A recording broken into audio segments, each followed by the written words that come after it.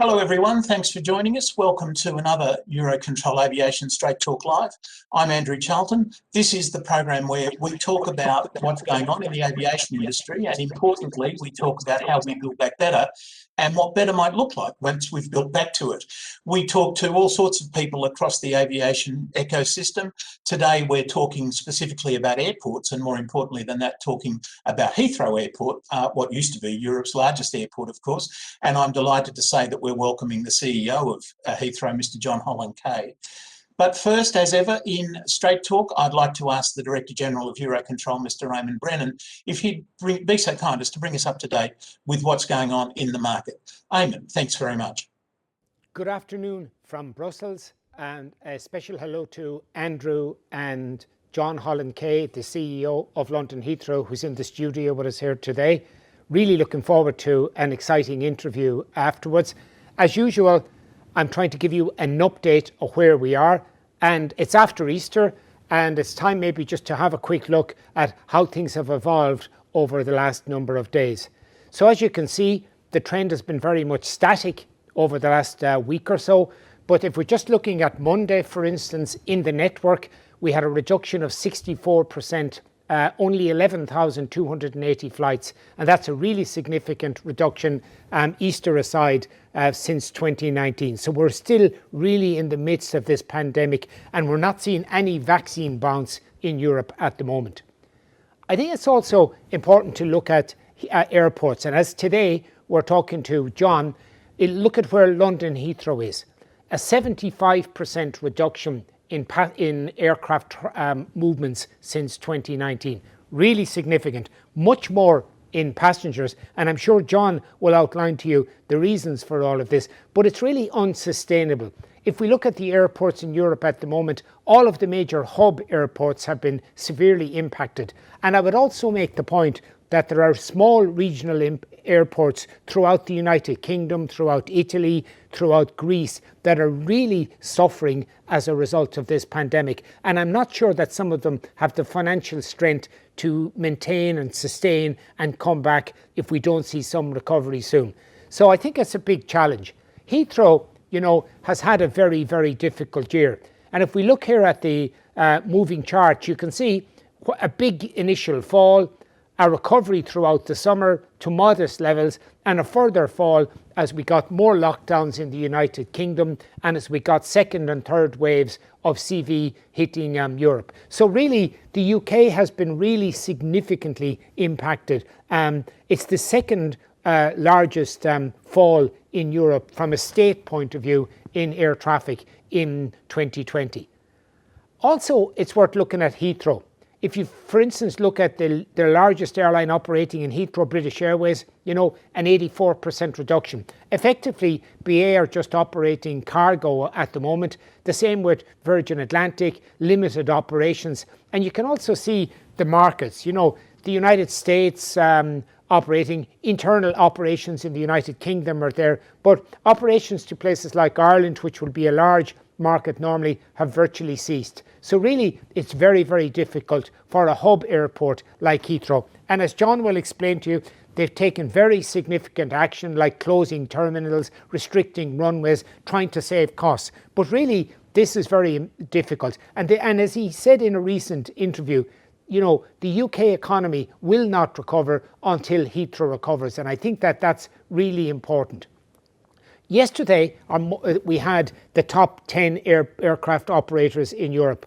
So if you look at, for instance, Monday, you can see all of them very significantly down. Interestingly, looking at the top 10, John's major customer, British Airways, don't feature there, which really shows you the impact that this has had on London Heathrow. And that is really, really important. So you can see that, it's been a very difficult week for operators, but we would hope that things will improve in the months ahead.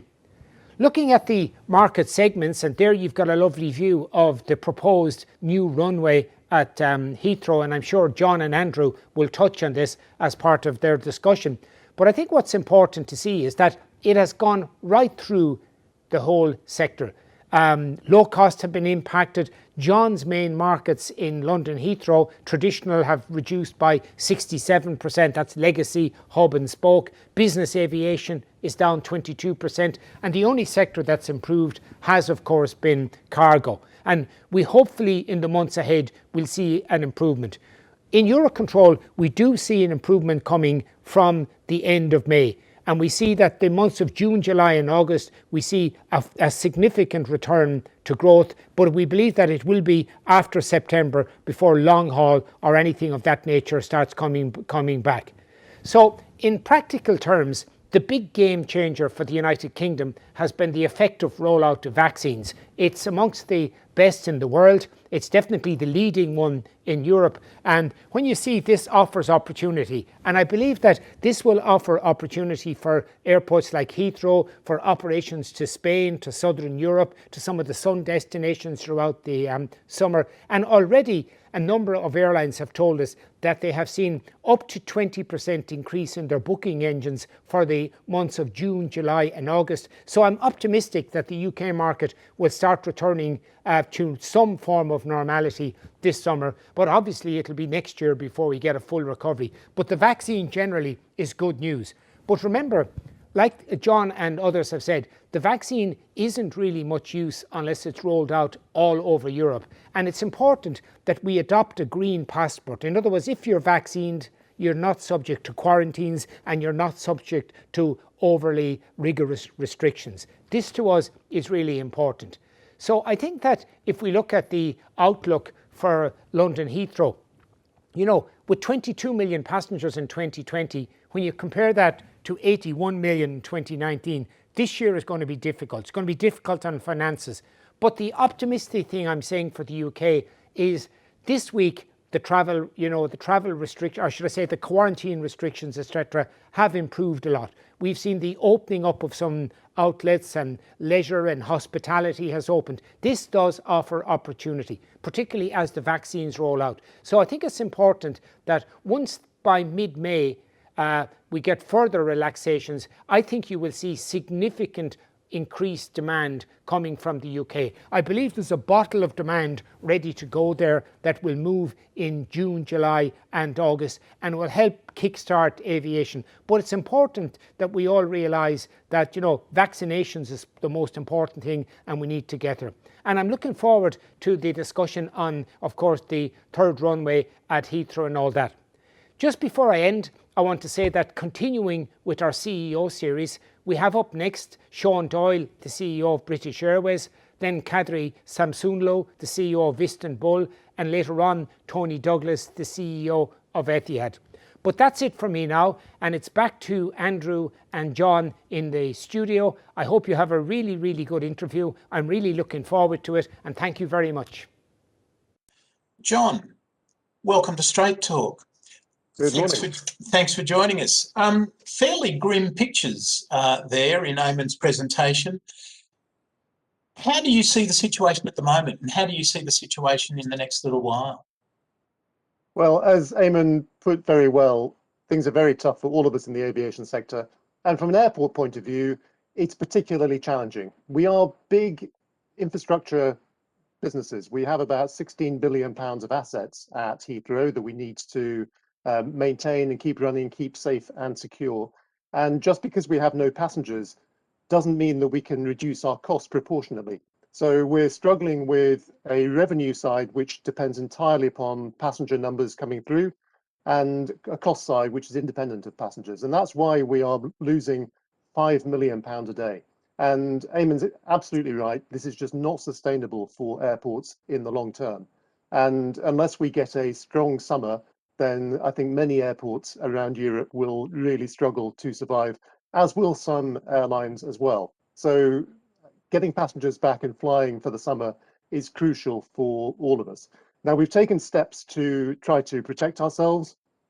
Eamonn talked about some of the cost-saving measures we have put in place, things I never imagined that we would have to do, trying to protect jobs as much as we can, but we have had job cuts, cutting people's pay, which is not something that anyone would expect that we would have to do, renegotiating all of our contracts.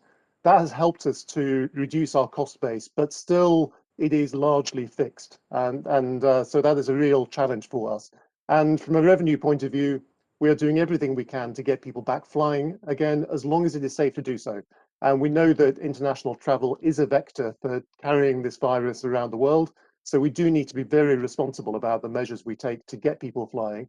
But until we get people flying again, we won't have a business.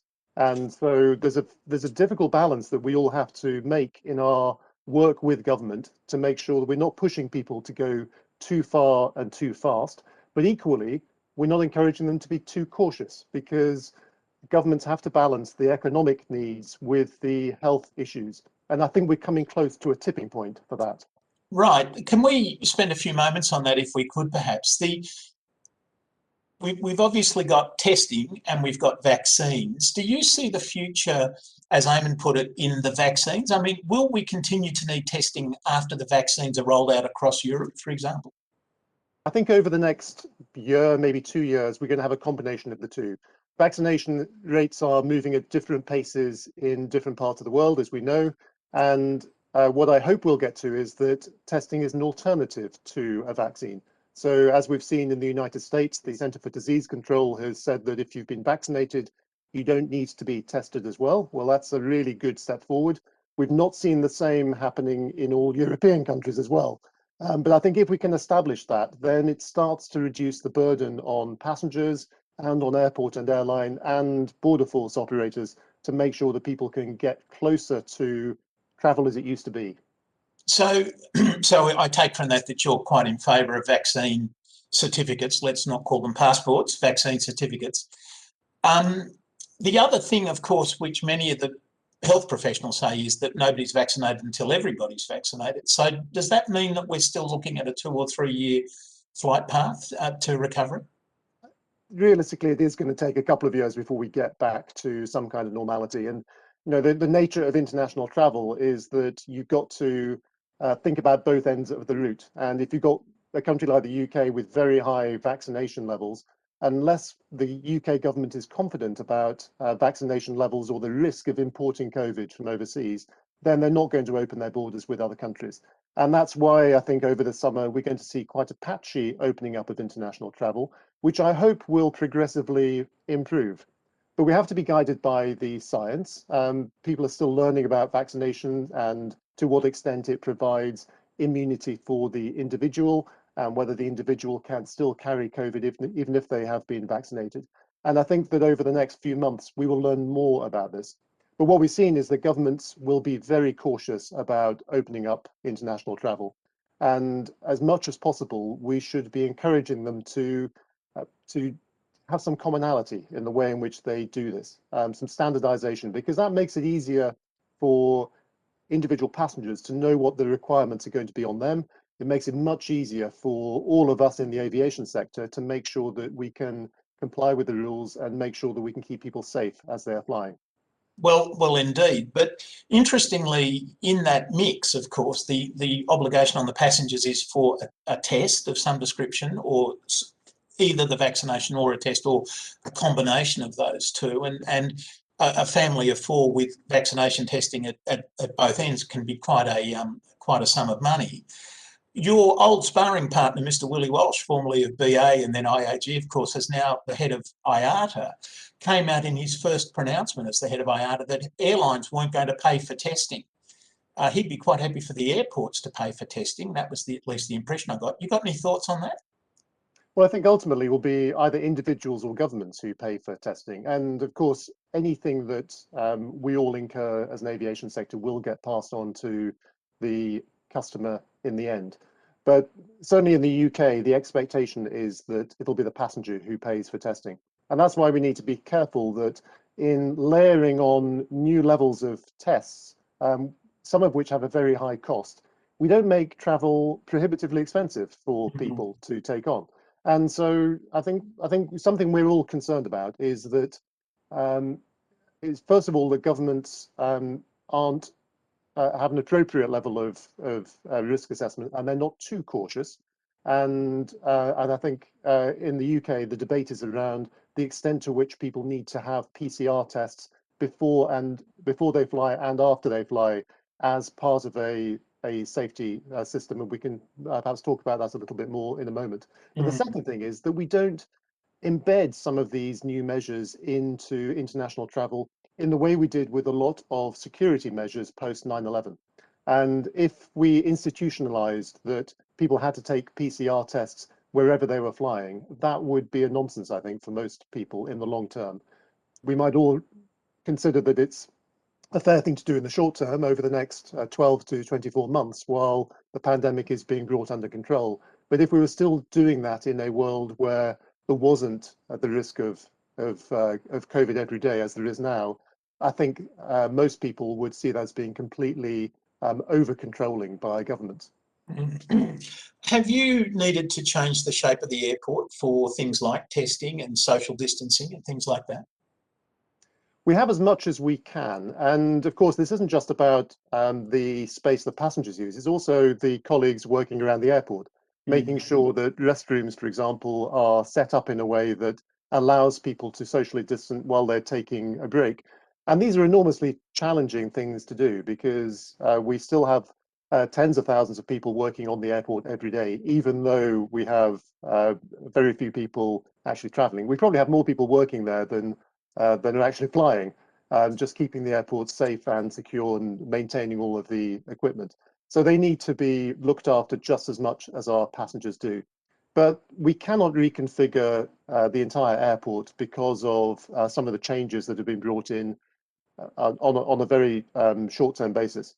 And one of the biggest pinch points is at immigration, where which is a critical bottleneck for checking that passengers have complied with all the regulations that are put in place by governments. Now, these are already checked when people are going through the check-in process, and many of these things are checked online beforehand. But if governments are going to insist on manual checks as well on all passengers as they come through the border, that is going to massively increase the transaction times at the border, which will lead to queues. We cannot build new immigration halls or increase the space.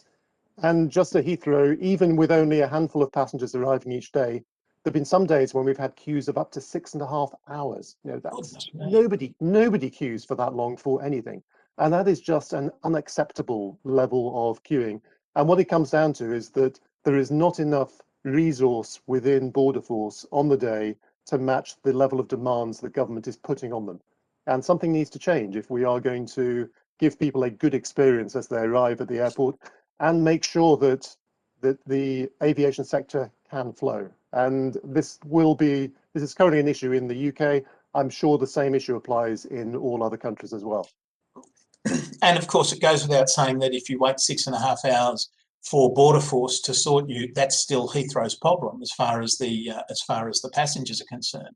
So well, it is, and you know, this is quite an important point, I think, for airport operators. We employ 7,000 people out of 75,000 people at the airport, and most of the remaining people aren't contracted to us. And yet anyone traveling through the airport sees us as being responsible for their journey, whatever might happen, and whoever's responsibility it is. Yeah. And if you're a passenger, you don't want to, you want someone you can go to when something goes wrong, and you want them to stand up and be accountable. And that's the approach that we take at Heathrow. So even if it is a handler who lets somebody down or Border Force, we will step up and take accountability for that. But we then need to hold those people who have failed in the service to stand up and be accountable as well, and to do something about it. And that's why it's so important that we get Border Force to really step up and make sure that as passenger numbers increase, we can deliver a fantastic service for people arriving in the UK. Are you confident that the government understands that, and are they responsive to your pleas? I don't think we're there yet, and I think we've had too many bad experiences over the last year and in previous years to be confident that this is solved. And so I think of all the parts of the airport journey that we're thinking of as we plan for ramp up, this is the one we are most concerned about. Right, and of course it's by definition outside your control, and it's the government that's doing it. Do you think the government understands the whole nobody's vaccinated till everybody's vaccinated point? Or I get the impression in the UK that they're really focused on their traffic light system and they're going to let the Britons travel all over Europe if they can. So that's a warning to everybody else in Europe. But they don't seem all that interested on the return segment. Is that your impression? No, not at all. I think they're very concerned about bringing COVID in from overseas, either with Brits returning from overseas travel or from visitors to the UK bringing it in. And that's why we have the traffic light system. And it's actually a very sensible approach to say that not all countries have the same risk. Currently, we know there's significant concern about Brazil and South Africa and some other countries. And so we would all expect there to be tighter controls on those countries than there might be on somewhere like Israel or maybe the US, where there's high vaccination levels and the risk is much lower. And that's really what the traffic light system does. And it's a very sensible way of saying, if you're coming from lower risk countries where the risk of catching COVID is no higher than it is in your home country, then you should have a lower level of checks. And what we're waiting to see from the government is which countries will be considered as being low risk, which are medium risk, and which are high risk. And we hope that there will be enough countries in that low risk segment to allow people to start traveling again and to get businesses and families reunited and allow people to go on their holidays, including coming to the UK on their holidays. Right.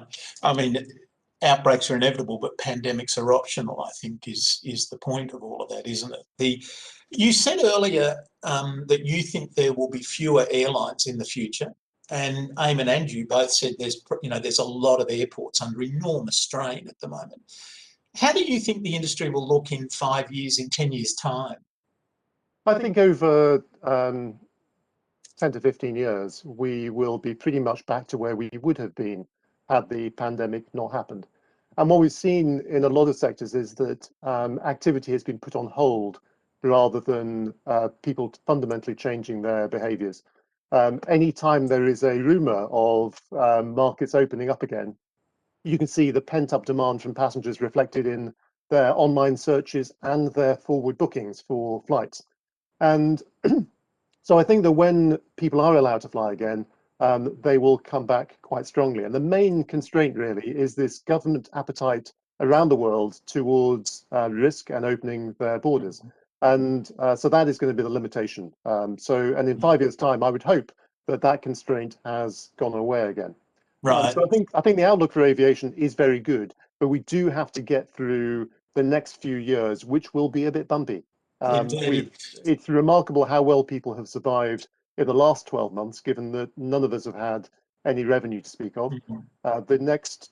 But we've all used up our reserves. We're all running on empty from a financial point of view and from a people point of view. And we need to start rebuilding if we're going to be able to deliver that much more positive future.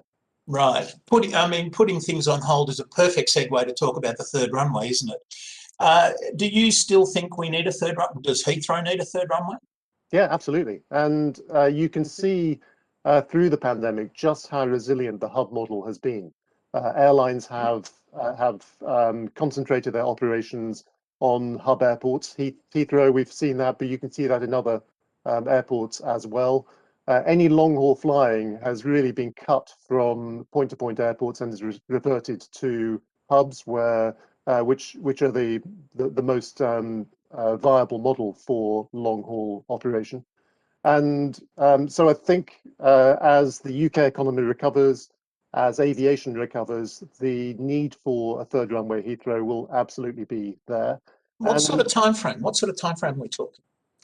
Well, it's a little bit hard to say, but I think the time frame for needing it will be shorter than the time it will take to build it, and that's the nature of infrastructure.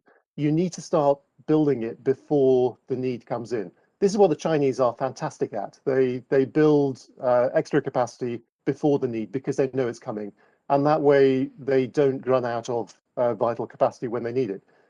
France is pretty good. They wait until they've run out of capacity, then they build it. In the UK, we wait until 20 years after we realize we've run out of capacity and we've exhausted all other options for doing anything about it. And it's only then we get on and build it. And that's the point we are at now. So given that we're 20, or the UK is 20 years behind, do you also support Gatwick building or, extending their other runway, their emergency runway? Do you think that London will need more than one extra runway? Well, we support the need of all airports in the UK and elsewhere to grow. But what Heathrow does is very different to what Gatwick does, as we can course. see very vividly over the last 12 months. With the UK's hub airport, if you want to connect the UK to markets all over the world, then you need a healthy Heathrow without the constraints of only 2 runways, which is a massive limitation, even today in what we are able to do. And so if the UK wants to be this vibrant international trading nation, then we need a bigger Heathrow. Expanding any other UK airport won't deliver what Heathrow can deliver. And if we don't expand Heathrow, British people will be flying through Charles de Gaulle or Frankfurt or Amsterdam to get to global markets. And I think for the UK as an independent trading nation, that is an unacceptable outcome, to hand your trading routes over to competitive rivals. In the short to medium term, though, I mean, I think we all agree significant long-haul flying is at least a year, if not 18 months away, if not 24 months away. So in the short to medium term, we're actually talking European markets, aren't we, realistically? And in that, some of the great European airlines don't use hubs. They're your Ryanairs, your EasyJets and what have you. Now, in a previous Straight Talk, I was talking to Michael O'Leary from Ryanair, and he made the point that for him to stimulate growth and to get exactly the sorts of benefits you're talking about, he will be talking about costs when he talks to his airport customers. You've come under a lot of criticism recently for increasing your charges at a time when we've surely got to stimulate growth. What do you say to that? Well, let me go back to the first part of your question, which I completely disagree with. I think if anyone was betting on where we were going to be flying over the next few months, it would be long haul rather than short haul. Is that right? And absolutely. I mean, certainly from the UK point of view, Europe is cut off. There is less confidence in being able to fly to Europe in the next few months than there is flying to the US or Israel or the Caribbean or Singapore. And actually, from a hub point of view, having that versatility of being able to serve short haul or long haul, if they're available, different market segments, different price points, is a real strength. And that's one of the reasons why at Heathrow we've been able to survive relatively better than many of our other competitors in the UK under exactly the same constraints. We've just got more market opportunities that we can flex towards. And we still have 60 odd airlines operating out of Heathrow today, most of which are long haul airlines. They may be flying largely cargo at the moment, but they are still operating. And that gives us some resilience that when the long haul markets, many of which are ahead of the game in vaccination, start to open up again, we are ready to go. But if I come back to the point you were getting to, which is about costs, we are a regulated airport. We are price controlled so that we cannot charge as much as the market will bear when times are good. But it also means that when times are bad, we don't have the reserves that we've accumulated to be able to cover all of that downside. And that is the nature of being a regulated airport. We're the only airport in the UK that is regulated in quite that way. And that means that when times are bad, we need to be able to recover some of our costs through the regulatory model, which means that under the formula that the UK has put in place, we need to put our charges up in the short term for certain costs. Now, this isn't airport charges, the passenger charge that goes on your bill. These are some of the additional costs of running the baggage system and things like that. And it was actually the airlines who proposed that we should recover this cost through a 1-year increase in per passenger charges. We'd actually proposed something else which would have smoothed the cost and made sure that there wasn't that impact in the short term. But it was the airlines who proposed this approach. And but it's the airlines that are complaining, nevertheless, let me assure you. Well, of course they would. We don't want to have to do this. It's not what we would have chosen. But under regulation, we have to agree with our airlines how we approach this kind of issue. So it is a mutual thing. Now, I would much rather that we were not regulated and that we could take the rough with the smooth. But we have to be able to benefit from the good times, as the airlines can do, as well as covering all these additional costs in the downtimes. So what's your preferred regulatory model then? Is it the Australian light-handed version, or is it no regulation at all? I think the Australian model is a very good one and would be much more suitable for this kind of time. And of course, the model was not intended to cover times when you go for a year without any revenue. It anticipated a much more stable level of demand. But we are where we are, and you can't have regulation when it suits you and choose not to have it when it doesn't suit you. You've got to take the rough with the smooth. Well, indeed. Although you seem to be taking the smooth, but then charging more for the rough, though, aren't you? Isn't that the reality of it? Not at all. All we are doing is recovering a small amount of the our total cost base through certain charges in the way the airlines have proposed that we should do so. So this is a mutual thing. It's what they prefer to do rather than what we would have preferred to do. But I would rather be deregulated or have a different regulatory model than this kind of situation. Is this the long looked for Brexit benefit, that you can break away from the regulatory model that Europe uses? Well, the regulatory model is actually a UK construct. It's something that the UK government has chosen. They apply it in a lot of other sectors. It is being very heavily tested at the moment. And this is a real issue because we have to invest for the long term. We have huge assets that are sitting there that we've invested in good faith using private funding to be able to build it. It's a fantastic airport. And yet at the moment, we can't make the most of it. And even some of the slot regulations work against us. So we have lots of airlines who would like to be able to fly out of Heathrow today, in spite of all the constraints, but they just cannot get slots. And thank you for raising the slot regulation, my favourite topic. Yeah, what are your thoughts on it? Even with the slot waiver, we are not getting the slots handed back early enough that we can pass them on to somebody else. Even now, and that is making it. Even now, there's no obligation for the airlines to do that, other than being good business partners. Honourable. But it's not happening in the way that it should do, and that is holding us back from being able to generate revenue from non-incumbent airlines. That's a scandal, isn't it? I mean, why aren't the airlines have airlines regulation when it suits you? Well, indeed, why aren't the airlines holding it back, handing back their slots? I understood that was the deal. Well, that was the deal that was proposed by the World Slot Forum, but it wasn't adopted by the UK, and it does tend to favour incumbent airlines and make it harder for new airlines to come in. And it is what it is. But I go back to my point. You can't just cherry pick the bits of regulation that suit you and complain about the ones that don't suit you. It is a whole package. So if I can just probe your slot point for a moment more, the airlines that are looking for slots to Heathrow, are they passenger airlines or are they mainly cargo services? No, they're passenger airlines. And some airlines want to have a large enough slot pool that they can make a viable operation. Some of them just want the certainty that they'll be able to operate. And if slots are being handed back too late, they don't have that. So it makes it much harder for us to be able to adapt to changing market situations where suddenly certain countries open up.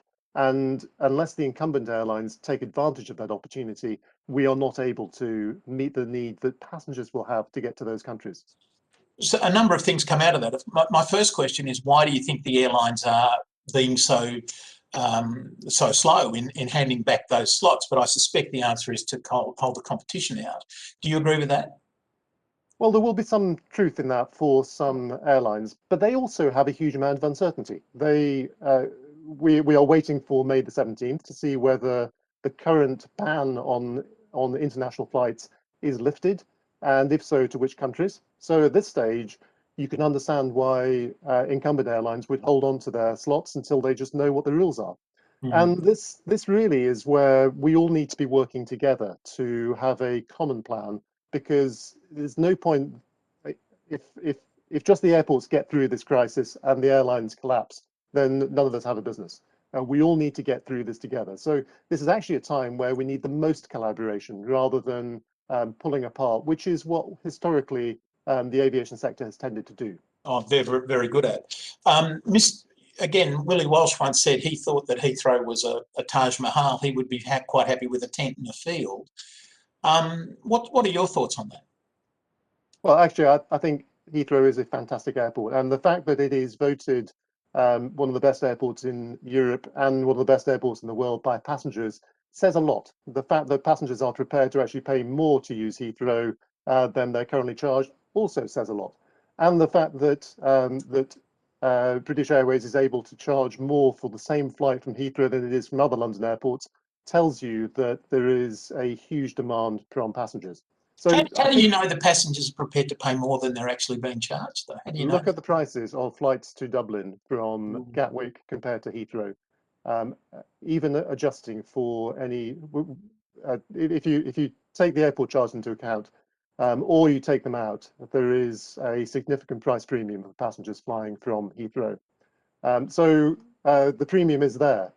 You can see the fact that airlines are choosing to fly out of Heathrow today, even though it's more expensive than flying from other London airports, which are also fully open.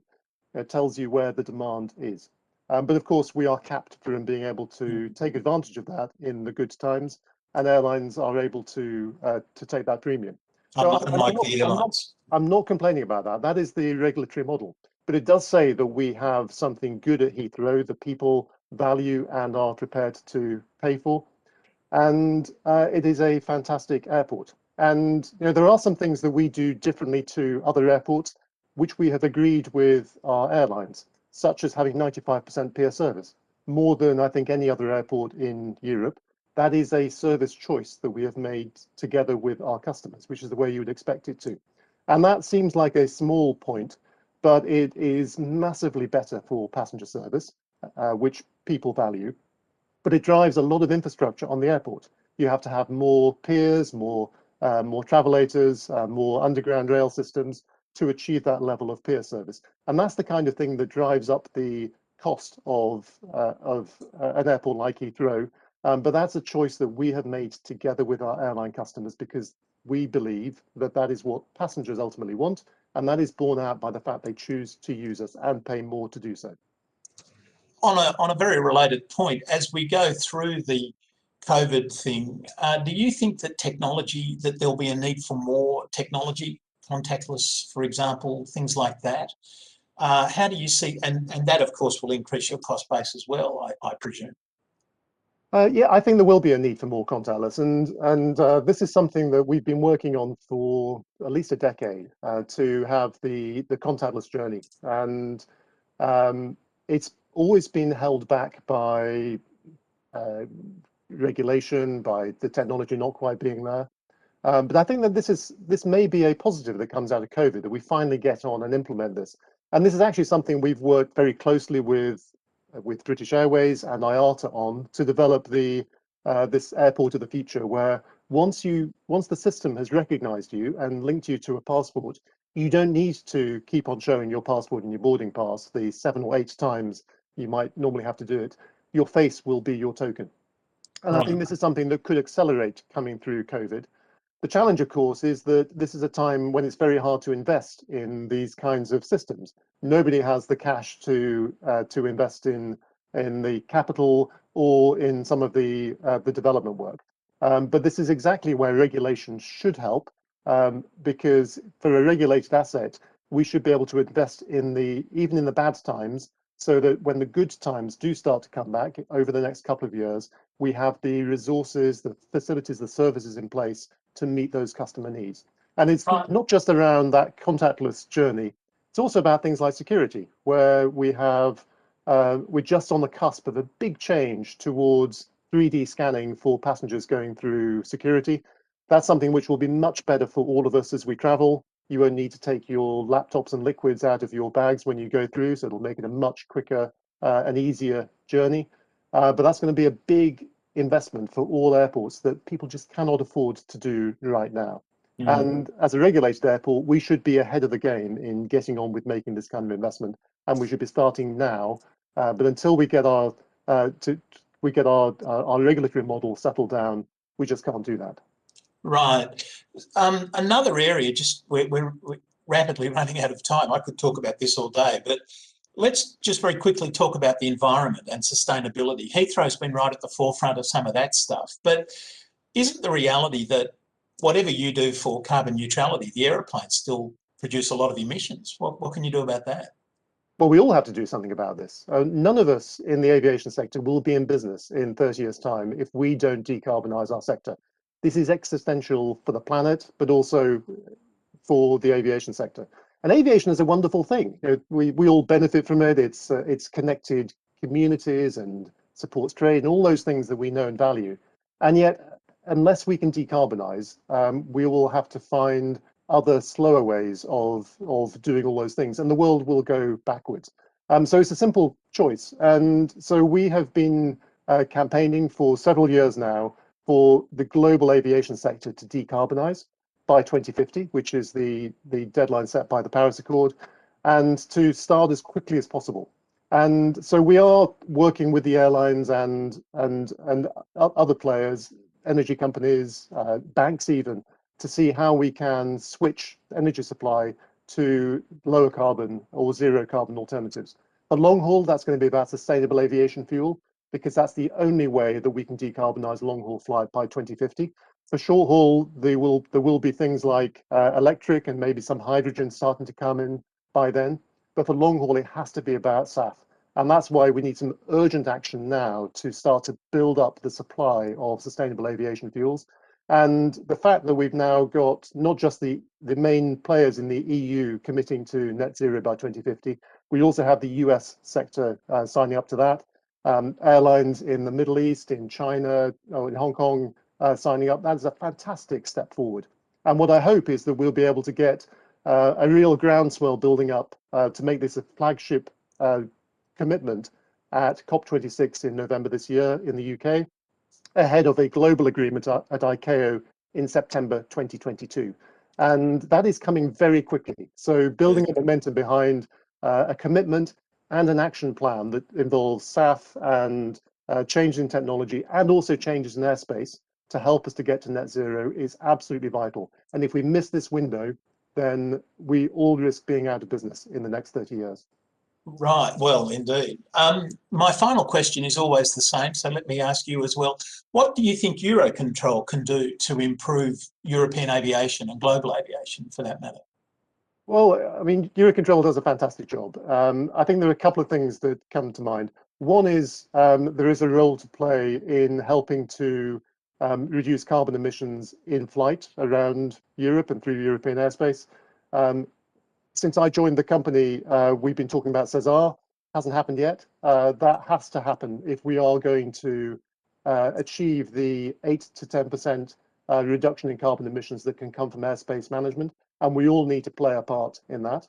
And that's why I think it's helpful to focus on the carbon goal rather than some of the domestic political challenges that get in the way of it.